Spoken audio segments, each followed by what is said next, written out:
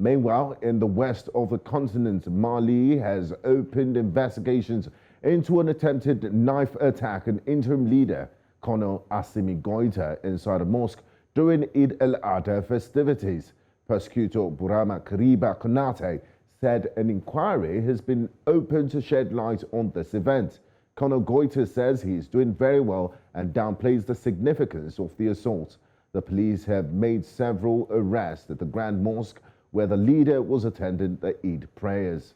We're now joined by the CEO of Global News Network Incorporated and also a publisher, Joe Cholo Brooks, who joins us on NC Continental Prime to discuss these attempts at what it means for the continent. A very good evening to you, sir. Thank you very much for joining us.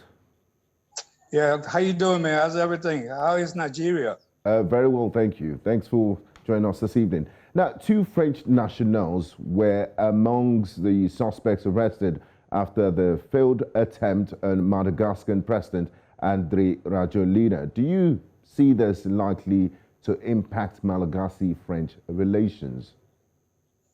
I believe so, because what is happening right now, those in Madagascar are now pacing up with the French government because of what is happening.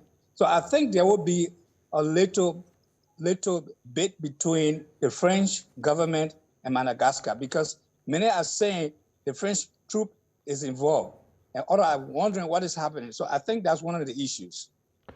But it's still early days, and investigations are still unraveling. So there's no definite ties to the French government on this. It's just that they're French citizens. But we'll definitely see how that unfolds. Now, President Andry Rajoelina rejected COVID-19 vaccines and was considering local alternatives. Do you think this has anything to do, perhaps, with the attempted assassination?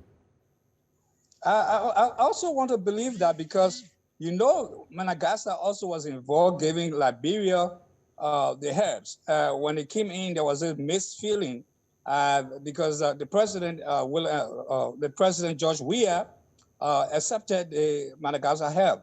So I think the refusal of Madagascar leader who has been told to be assassinated, I think it should be one of those problems that the country is facing, because people are now turning their back on either the herbs, but rather what they're looking for is they want to make sure that the COVID-19 is passed over. So I think that's one of the problems there.